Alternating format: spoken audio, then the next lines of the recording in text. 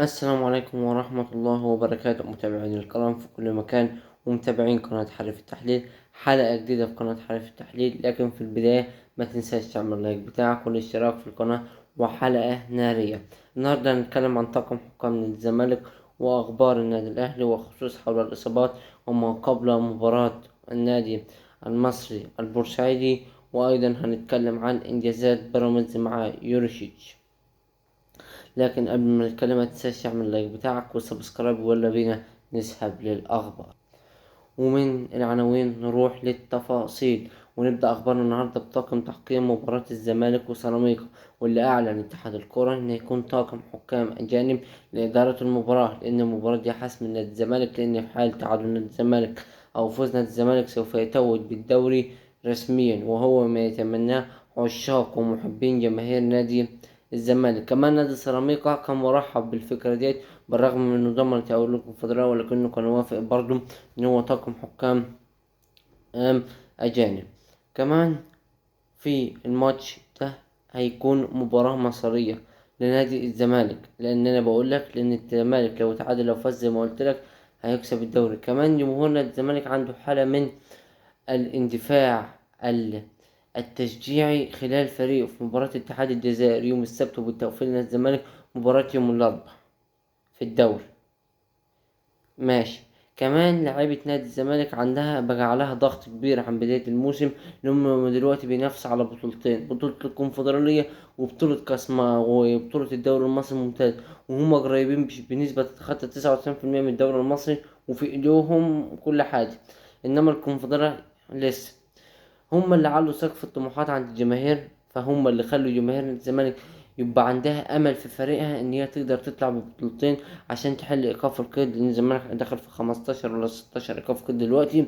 ونادي الزمالك لازم يحل المشكله بتاعته، ودي مشكله بتواجه نادي الزمالك، لان جاب ليوم 31 هيتم ارسال الانديه المصريه المشاركه في البطولات الافريقيه. طب طبعا نادي الزمالك مش هينفع، فبالتالي في حال عدم فك قيد نادي الزمالك، ركز بقى معايا الكلام، هيتم مشاركة النادي الأهلي. طب ايه بقى اللي ممكن؟ طب الزمالك يشارك امتى؟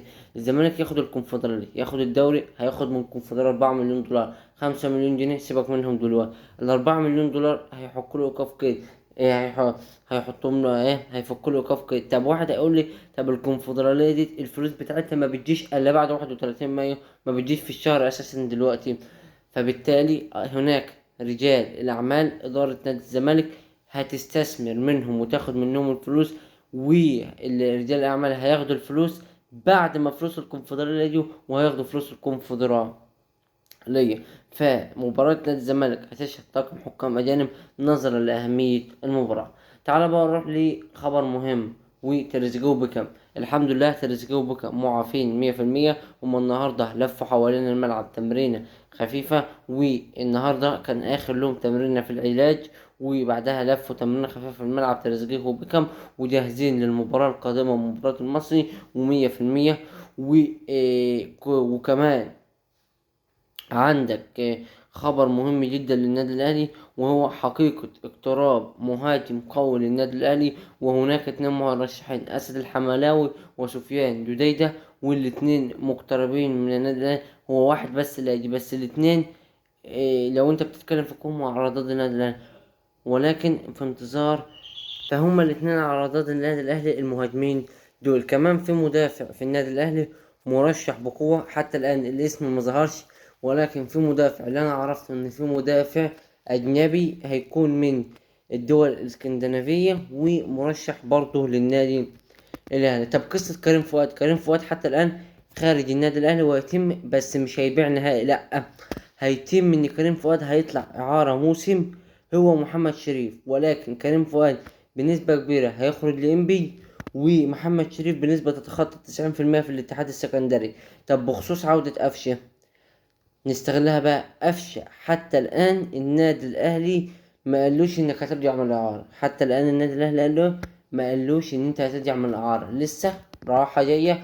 ونادي الاتحاد بيطالب كمان بتمديد إعارة محمد مجدي قفشة. طب محمد عبد الله القصة راح فين؟ محمد عبد الله راجع، عمر كمال راجع في النادي الأهلي، وبسبب سوء الاصابات طبعا الواد ده حظه وحش يا جماعه. عمر كمان لاعب مميز وبقرأت على اعلى مستوى، ولكن لعنه الاصابات ديت هي اللي بتبوظ لعيبه كره القدم. ربنا يعافيه ويرجع احسن من الاول في النادي الاهلي. احمد عبدين هيتم تجديد له الاعاره بتاعته، وركز معايا في الكلمه ديت. احمد عبدين مدافع مستقبل النادي الاهلي، ولكن سيراميكا طلب يجدد له الإعارة. نروح بقى لآخر عنوان معانا، وهو بيراميدز ويورشيتش. حتى الآن بيراميدز مع يورشيتش من موسم 2024 لموسم 2026 5 بطولات انتر كونتيننت. قد معاي دوري أبطال أفريقيا، كأس مصر مرتين، أدي كام بطولة؟